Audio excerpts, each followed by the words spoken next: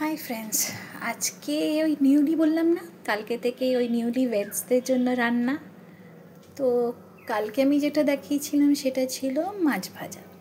এত আপনাদের ভালোবাসা পেলাম কি বোঝাই গেল কি অনেকজনই মানে নতুন ভেজরা বোধহয় এটাকে দেখছে। তো ওদের জন্য আজকে নর্মাল একটা ছোট্ট একটা ইনফরমেশন দেব ভাতের এটাতে। কেউ কি তোমরা বলতে পারবে এক কোটে কতজন খেতে পারবে ভাত বানালে? কতজন খাবে? তো এই আন্দাজটা অনেকজন নতুনরা বলবে, ভাই আমরা তো কিছুই জানি না, পারলে মাকে জিজ্ঞেস করতে হবে। মায়েরা তো সবসময় অ্যাভেলেবল তো থাকতে পারে না, তো কখনো ফোনে পাবে না, কারোর হতে পারে মাই নেই। তো এটার জন্য একটা ছোট্ট একটা ইনফরমেশন, এক কোটোয় আরামসে দুজন খেতে পারবে।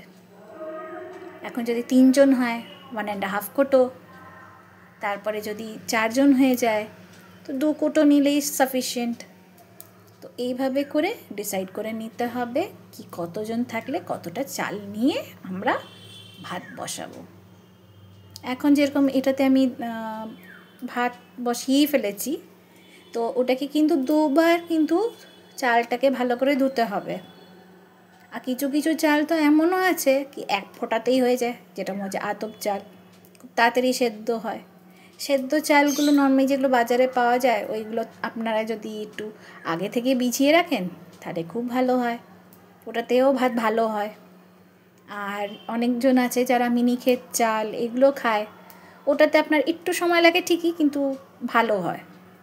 তো আগে যখন এটা ভাত এরকম করে হবে, তো যখন মনে হবে কি না ভাতটা মনে হচ্ছে একটু ফুলেছে, একটু উঁচু উঁচু হয়েছে, তাহলে আমরা কি করব, একটু চামচ ঢুকিয়ে একটু হাতে নিয়ে দেখবো ওটা গলেছে কি না। একদম গলা আবার খাওয়া যাবে না কিন্তু, তাহলে তো ফ্যান ভাতই হয়ে গেল। তাই জন্যই নর্মাল দেখতে হয় কি হ্যাঁ আমি একবার আঙুল দিয়ে চিপলে ওটা মিশে যাচ্ছে, তার মানে হয়ে গেছে, সেভাবেই নামিয়ে নিতে হবে। তো আজকে এই নিউলি ভেজদের জন্য ভাত। অনেকজন আবার ফ্যান, এই যে ফ্যানটা যে হচ্ছে উপরে, এই উপরটা ফেনা ফেনা ফেনা ফেনা যেটা দেখতে পাচ্ছেন যেটা হচ্ছে, এটাও অনেকজন রেখে দেয় কাপড়ে দিয়ে করার জন্য, একটু শক্ত করার জন্য। ওটাতেও জামা কাপড়ও ঠিক থাকে। এটা আমি আমার ঠাকুমাদেরকে করতে দেখেছি।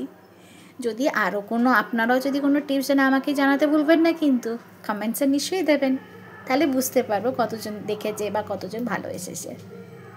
নিশ্চয়ই কমেন্ট করবেন, কিন্তু আমি অপেক্ষায় থাকবো। চলো আজকের জন্য টাটা।